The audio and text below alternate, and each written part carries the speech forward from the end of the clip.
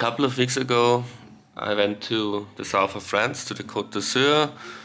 You may have seen my 50 Years of Exile on Main Street video, where I visited Nelcott, the infamous house where the Rolling Stones recorded that album. And I also went to Saint-Tropez. Here you can see me walking to one of my biggest idols' houses, to La Madrague, the house where Brigitte Bardot lives since 60 years, more than 60 years. You know, she fell in love with the place Saint-Tropez when it was still a very rural, peaceful, quiet fishing village. There wasn't yet much, no mass tourism at all. And, you know, she always liked her peace and quiet and a very naturalistic rural life.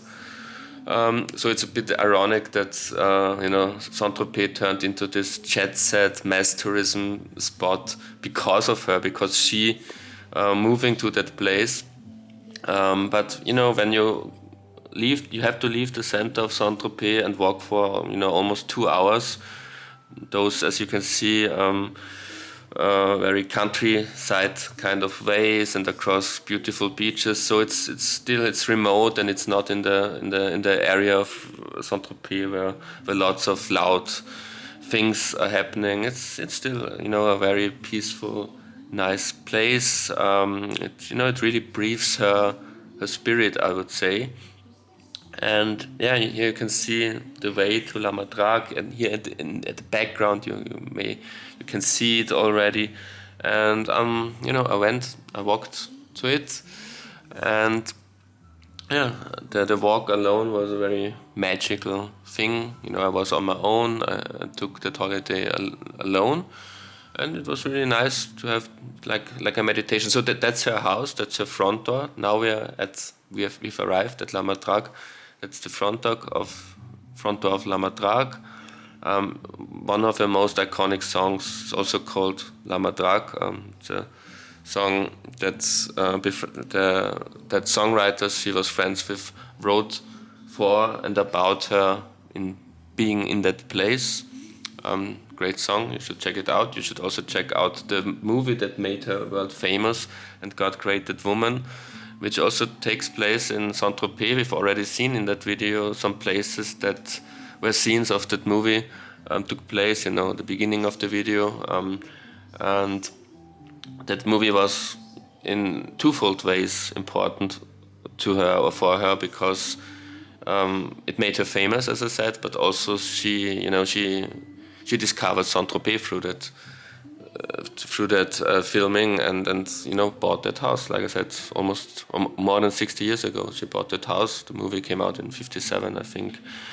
And yeah, I'm a big Brigitte Bardot fan. You can also watch my other video on her I did a couple of months ago where I'm talking about why I'm such a big fan of hers. And as I said, you know, the whole walk to her estate and the house itself, you know, I didn't went in, but you know, from the outside, it's like her, like you imagine her, like a thing she would enjoy, you know, all that nature, and it's very humble. It's not that jet set thing, you know. Like I said, it's a bit of an irony. The neighbors, you know, if the neighbor estates to that La Madrague are big millionaires, billionaires' houses, and because she made the place so famous that all those billionaires wanted to move there. Here you can see it on the left side, a big mansion. But her place is the place on the right side, which is very humble, very, you know, natural, idyllic, and she lives there with her husband and all those animals, you know, sheep and goats and cats and dogs and whatever. So it's, you know, it's a really nice, remote, peaceful place, and yeah, great that I visited it. Unlike with my Paul McCartney meeting when I went to his house in London, I didn't meet her. I met him when I went to his house.